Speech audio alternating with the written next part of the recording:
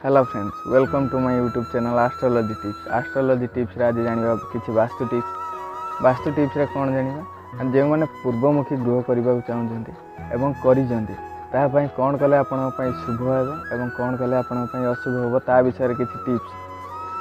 गृहर पूर्व उत्तर दिगरे शुभकारक टिप्स प्रथमे जानिबा। यदि पूर्वमुखी गृहटे करछन्ती कोन कले आपन पई शुभदायक हेबो। गृहर पूर्व उत्तर दिग खोला रखिबो।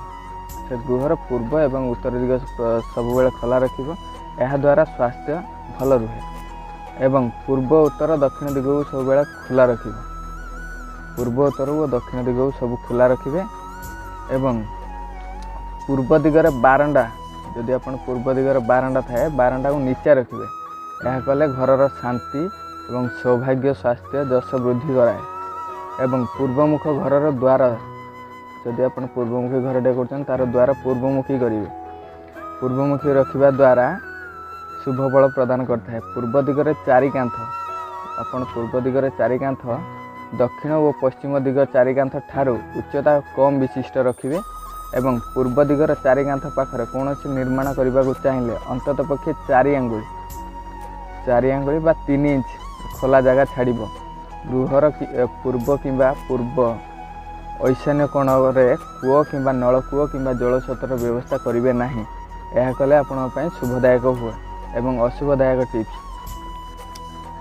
पूर्व दिगरे जागा गृहर पूर्व भाग और पूर्व भाग थिबा बारंडा उच्चा रखिबो। एवं एपरि कले अर्थभाव देखाहेबो। संतान असुस्थ और मंदबुद्धि मध्य हेबे। एवं पूर्व उत्तर दिगरे खोला स्थान रखिबे। संतानहीनता रखिले संतानहीनता किंबा संतान विकलांग हो पारती। एवं पूर्व दिगरे मुख्य द्वार न रहिले और पश्चिम दिगर खोला स्थान रहिले गृह स्वामी रोगी और अल्पायु मध्य हुअन्ति। एवं गृहर पूर्व दक्षिण अग्नि कोण कौन द्वार रखिबे नाही। एभली द्वार रखिले अर्थ अभाव चोर और अग्निभय लगिक रही है। एवं पूर्व भाग और ईशान्य कोण परिष्कार परिच्छन्न रखिबे और पवित्र रखिबे। एठारे कौन कुंडा पत्थर और माटी आदि जमा रखिबे नाही। एभली कले धन और संतान रे क्षति पहुँचे। एवं पूर्व भाग खोला न रहिबा और पश्चिम भाग नीचा रहिबा द्वारा स्वामी नेत्र रोग और पक्षाघात आदि द्वारा पीड़ित रहिबे। एवं गृहर मुख्य द्वार पथरु चाहिए पूर्व उत्तर पट पाचेरी दक्षिण पश्चिम पट पाचेरी ठारू नीचा रहिथिबा दरकार। एपरी न होइथिले अशुभ फल मिले और संतान हानि रे भय मध्य रहे।